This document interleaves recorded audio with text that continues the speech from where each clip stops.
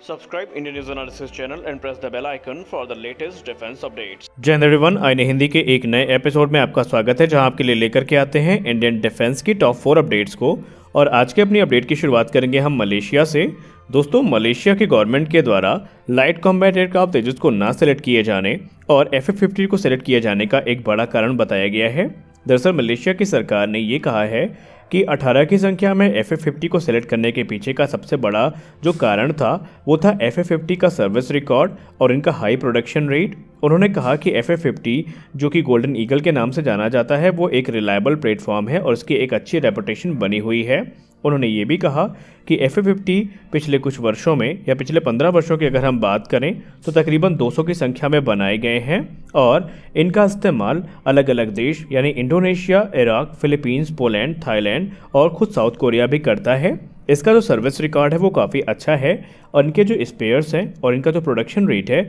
वो भी काफ़ी हाई अवेलेबल हैं। लेकिन लाइट कॉम्बैट एयरक्राफ्ट तेजस भले ही एक उन्नत प्लेटफॉर्म है, लेकिन अभी तेजस काफ़ी कम संख्या में बनाए गए हैं और खुद भारतीय वायुसेना में ये उचित संख्या में शामिल नहीं हो पाए हैं। इसलिए मलेशिया को इस बात का डर था कि अगर वो तेजस को सेलेक्ट करते हैं तो कहीं उन्हें स्पेयर्स की समस्या न हो जाए या फिर तेजस का जो लो प्रोडक्शन रेट है ये भी मलेशिया के मन में खटक रहा था और यही कारण है कि मलेशिया ने तेजस की जगह पर FF50 को सेलेक्ट किया है। इसके अलावा मलेशिया ने यह कहा है कि तेजस में कोई प्रॉब्लम नहीं है, लेकिन जो लो प्रोडक्शन रेट है और भारतीय वायुसेना में इसका इतना लेट इंट्रोडक्शन है ये उनके मन में उतना कॉन्फिडेंस नहीं बना पा रहा था जितना होना चाहिए और यही कारण था कि उन्होंने FF50 को सेलेक्ट करना उचित समझा। खैर, आपको हम बताना चाहेंगे कि इस समय ऑलरेडी जो मलेशिया की एयरफोर्स है वो डिले अफोर्ड नहीं कर सकती क्योंकि उनके जो मिक्स सीरीज़ के फाइटर्स हैं और Su-30 MKM है ये भी स्पेयर पार्ट्स की कमी के चलते सर्विसबिलिटी इशू से जूझ रहे हैं और ऐसे में मलेशिया दोबारा वो रिस्क नहीं लेना चाहता था, ऐसा उनकी सरकार ने कहा है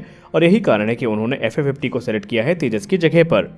हमारी अगली बड़ी अपडेट भारतीय नौसेना को लेकर के आ रही है। जैसा कि हम सब जानते हैं, भारतीय नौसेना INS विक्रांत के कमीशन होने के बाद जो एक बड़ा सुपर कैरियर है उसको कंसीडर कर रही है जिसका डिस्प्लेसमेंट 65,000 टन के वजन के आसपास होगा। और अब इंडियन नेवी इसके अलावा भी एक और गंभीर चिंता से ग्रसित है जिसका वो समाधान लेकर के सामने आए हैं। हम सब जानते हैं कि जो कैरियर बैटल ग्रुप्स हैं वो आज की एडवांस एंटीशिप बैलिस्टिक मिसाइल या फिर हाइपरसोनिक वेपन्स के लिए एक इजी टारगेट है। भले ही काफ़ी एडवांस एयर डिफेंस सिस्टम्स को वहाँ पर डिप्लॉय किया गया है, लेकिन अभी भी हाइपरसोनिक एंटीशिप क्रूज मिसाइल्स के जवाब में कोई उचित एयर डिफेंस सिस्टम हमारे पास नहीं है। इसलिए भारतीय नौसेना ये मानती है कि चीन की जो रणनीति है A2 और AD स्ट्रेटजी वाली वो उनके लिए एक बड़ा थ्रेट बन सकती है और अपने कैरियर बैटल ग्रुप्स को प्रोटेक्ट करने के लिए भारतीय नौसेना ये चाहती है कि phase 2 ballistic missile defence programme के अंतर्गत जो फ्रंटलाइन वॉरशिप्स हैं इनको लॉन्ग रेंज की जो इंटरसेप्टर मिसाइल्स हैं इनसे इक्विप किया जाएगा जो कि एक्सो एटमॉस्फेरिक और इंडो एटमॉस्फेरिक इंटरसेप्शन करने में सक्षम होंगी। दरअसल भारतीय नौसेना का ये मानना है कि चीन अपनी जो एडवांस एंटीशिप मिसाइल्स है वो पाकिस्तान को सप्लाई करेगा ही करेगा, तो ऐसे में भारत को भी तैयार रहने की ज़रूरत है और इसीलिए भारतीय नौसेना अपने जो फ्यूचर वॉरशिप्स हैं जो कैरियर बैटल ग्रुप को ज्वाइन करेंगी उनको एडवांस जो इंटरसेप्टर मिसाइल्स हैं उनसे इक्विप करके रखना चाहती हैं ताकि जो multi layer air defence system network है वो भारतीय नौसेना का बना रहे और भारतीय नौसेना के जो एयरक्राफ्ट कैरियर है वो पूर्णतया सुरक्षित रहें। हम सब जानते हैं कि चीन ने ऑलरेडी कई कैरियर किलर मिसाइल्स का निर्माण कर रखा है जो कि भारतीय नौसेना को चिंता में यहाँ पर डाल रही है, तो उनसे निपटने के लिए भारतीय नौसेना एक रणनीति को बना करके आगे बढ़ रही है जिसके अंतर्गत ये जो एडवांस इंटरसेप्टर मिसाइल्स हैं ये भारतीय नौसेना के कैरियर बैटल ग्रुप्स में जो फ्रंटलाइन वॉरशिप्स होंगी उनमें डिप्लॉय होंगी और जैसे ही कोई एनिमी एक्टिविटी डिटेक्ट करी जाएगी इन मिसाइल्स की सहायता से उसको न्यूट्रलाइज भी किया जा सकेगा। दरअसल हम आपको बताना चाहेंगे कि भारतीय नौसेना पूरा लेयर्ड नेटवर्क बना रही है जहां पर short range air defence system से लेकर के very long range air defence system तक मौजूद रहेंगे और किसी भी प्रकार के थ्रेट की संभावना में ये उसको काउंटर करने के लिए तत्पर होंगे।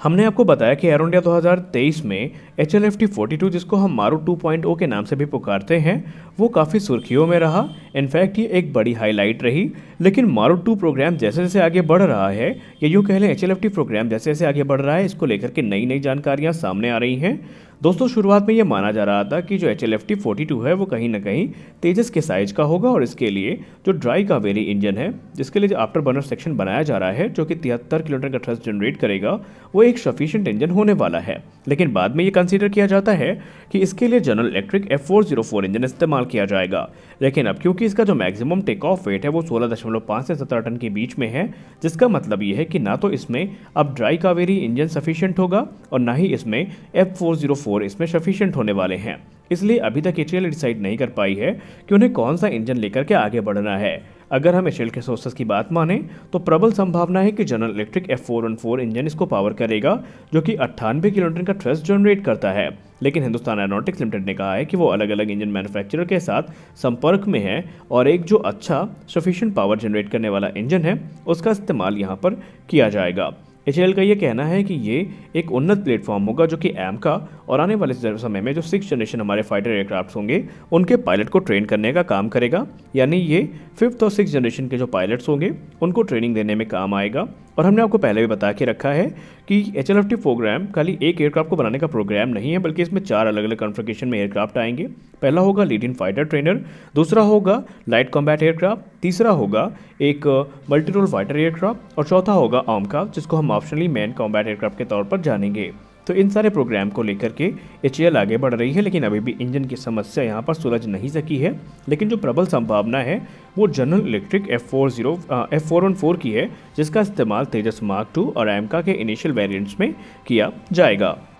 दोस्तों हाल ही में एक वीडियो सामने आया था जहां पर हमने बताया था आपको कि कैसे रशिया के Su-27 के फाइटर पायलट ने अमेरिका के MQ-9 रीपर ड्रोन के ऊपर फ्यूल को डंप किया था, जिसके बाद वो अनकंट्रोल होकर के क्रैश हो गया था और अब वो बियॉन्ड रिपेयर हो चुका है। एक तरफ अभी ये घटना हुई ही थी कि रशिया का एक और नया कारनामा सामने आया है। एक वीडियो इशू किया गया है जहां पर रशियन फाइटर जेट ने ठीक उसी प्रकार का अटेम्प्ट इस बार बैरक्टर TB2 ड्रोन के साथ करने का प्रयास किया, जहां पर इसको जेट वॉश इफेक्ट के चलते मार गिराने की कोशिश करी गई है। तो यहाँ पर जो ड्रोन होता है उसमें एक मेजर टर्बुलेंस देखा जाता है क्योंकि जेट वॉश इफेक्ट के चलते ये जो ड्रोन है काफ़ी स्पिन करता है, लेकिन बाद में समय रहते ये वापस कंट्रोल को रिगेन कर लेता है और क्रैश होने से बच जाता है। और जब से ये वीडियो सरफेस हुई है तो लगातार जो रशिया के पायलट्स हैं उनकी मंशा पे यहाँ पर सवाल उठ रहे हैं, क्योंकि अमेरिका ने आरोप लगाया है कि रशिया इस समय इंटेंशनली ये सारी हरकतें कर रहा है और बिना किसी गोली को फायर किए वो इस प्रकार की कार्रवाई करके जो ड्रोन्स हैं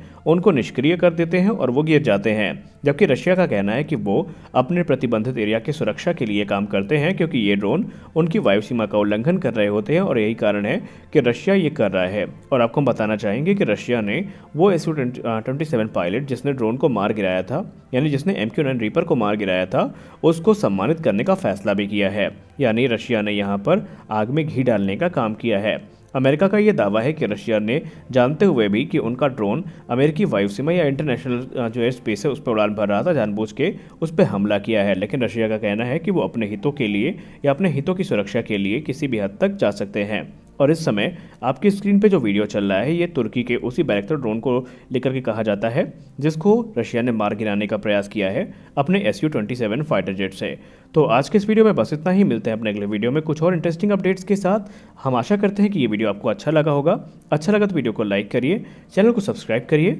मिलते हैं अगले वीडियो में, तब तक के लिए जय हिंद।